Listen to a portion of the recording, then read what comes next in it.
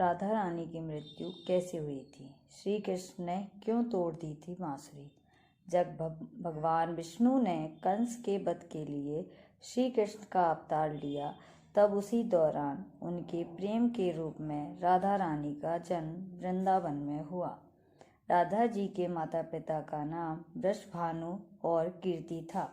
आपको जानकर हैरानी होगी कि कई धर्म ग्रंथ में लिखा गया है कि जन्म के कई साल तक राधा रानी कुछ भी नहीं देख सकती थी, क्योंकि जन्म से पहले ही राधा रानी ने यह तय कर लिया था कि पृथ्वी लोक पर उनके द्वारा सबसे पहले देखी जाने वाली चीज श्री कृष्ण का मुख होगा और तब तक वो पृथ्वी लोक पर कुछ भी नहीं देखेंगी। इस बात से आप अंदाजा लगा सकते हैं कि राधा कृष्ण का यह प्रेम पृथ्वी लोक में जन्म लेने से पहले ही अंत था। भागवत पुराण की माने तो श्री कृष्ण ने अपना ज्यादातर बचपन गोकुल में बिताया, जहां उनकी दिव्य शक्ति के कारण उनकी चर्चा चारों ओर फैली। साथ ही श्री कृष्ण और राधा के प्रेम के बारे में भी उस समय पूरे गोकुल को पता था, क्योंकि श्री कृष्ण और राधा 8 साल के उम्र से ही एक दूसरे को प्रेम करने लगे थे।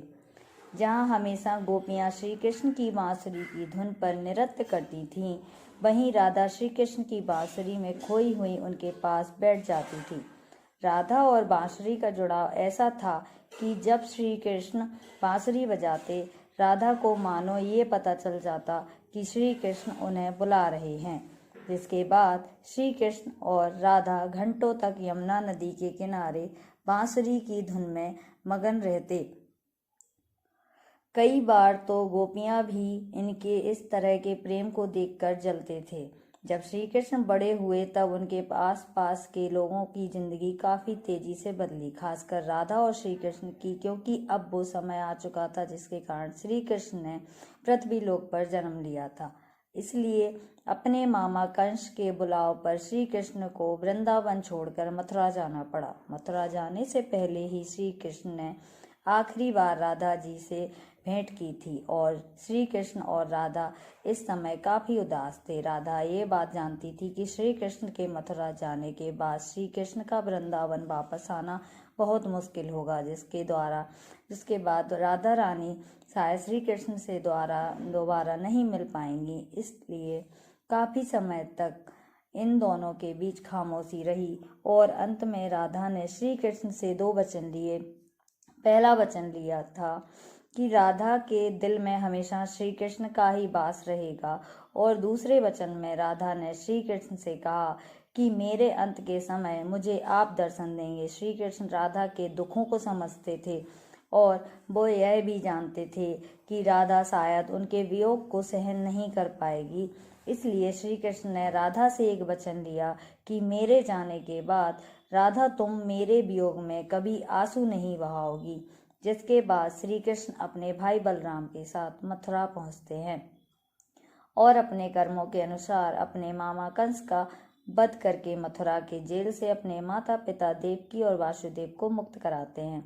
श्री कृष्ण द्वारा कंस का वध करने के बाद मथुरा की प्रजा में बड़ी खुशियां मनाई जाती हैं, पर कंस की मृत्यु का समाचार जब उसके ससुर मगधराज जरासन को मिला तो वह आग बबूला हो गया। अपनी विशाल सेना को लेकर वह विध्वंसों पर आक्रमण करने चल पड़ा। श्री कृष्ण को जब पता चला कि जरासन मथुरा पर आक्रमण करने आ रहा है, तो उन्होंने अपने भाई बलराम के साथ एक सेना तैयार की और जरासन को युद्ध में बुरी तरह हरा दिया।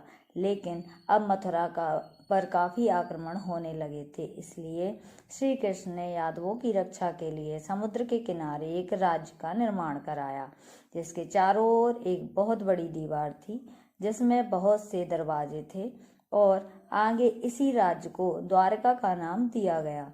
श्री कृष्ण ने द्वारका पर करीब 36 साल तक शासन किया, इसलिए श्री कृष्ण को द्वारकाधीश भी कहा जाता है।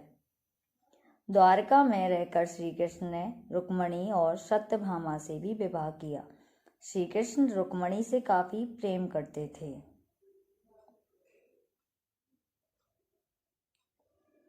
रुक्मणी भी श्री कृष्ण को अपना आराध्य मानती थी। यहाँ तक कि रुक्मणी ने तो अपने परिवारों के विरुद्ध जाकर श्री कृष्ण से भागकर यानी गंधर्व विवाह किया था। जब श्री कृष्ण द्वारका पर राज कर रहे थे उस समय भगवान श्री कृष्ण का जीवन काफी व्यस्त था। वहीं राधा रानी वृंदावन में बैठे श्री कृष्ण के यादों में खोई हुई थी।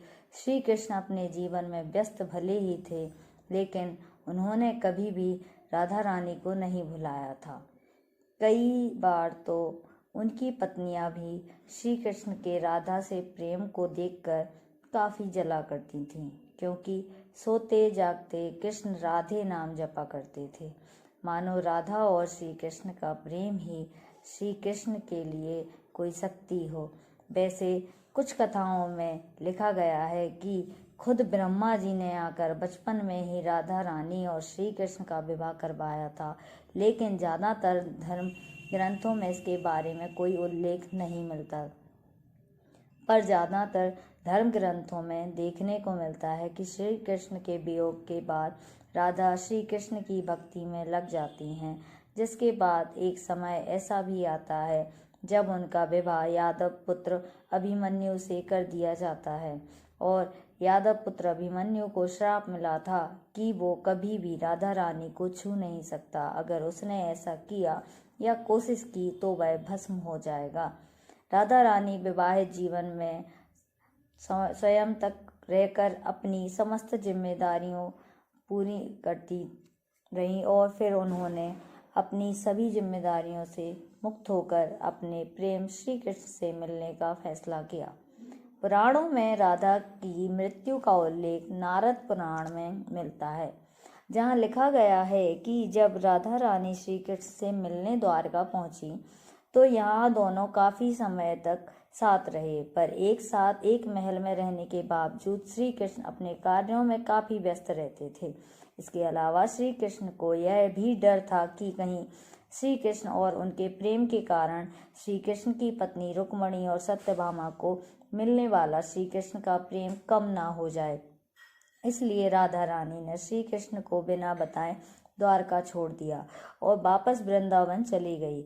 लेकिन अब राधा रानी का अंतिम समय आ चुका था, जिसके बाद राधा रानी ने अपने अंतिम समय में श्री कृष्ण को उनकी वचन की याद दिलाई कि कैसे श्री कृष्ण ने मथुरा जाते समय राधा रानी को उनके अंतिम समय में पास रहने का वचन दिया था।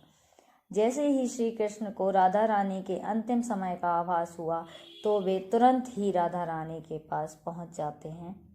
अपने प्रेम को इस तरह से अंतिम सांस लेते देख श्री कृष्ण काफी भावुक हो गए थे, जिसके बाद श्री कृष्ण ने राधा से अंतिम समय में कुछ मांगने को कहा था। राधा रानी ने पहले तो श्री कृष्ण से कुछ नहीं मांगा, लेकिन जब श्री कृष्ण ने जोर दिया तो राधा ने कहा कि मेरी बस एक ही इच्छा है कि मुझे मेरे अंतिम समय में आपके साथ वैसे ही पल बिताने हैं जैसे हम वृंदावन में एक ही साथ बांसुरी की धुन में समय बिताते थे। राधा रानी के ऐसे वचन सुनकर श्री कृष्ण ने अपनी बांसुरी उठाई और मधुर आवाज में उसे बजाना आरंभ कर दिया।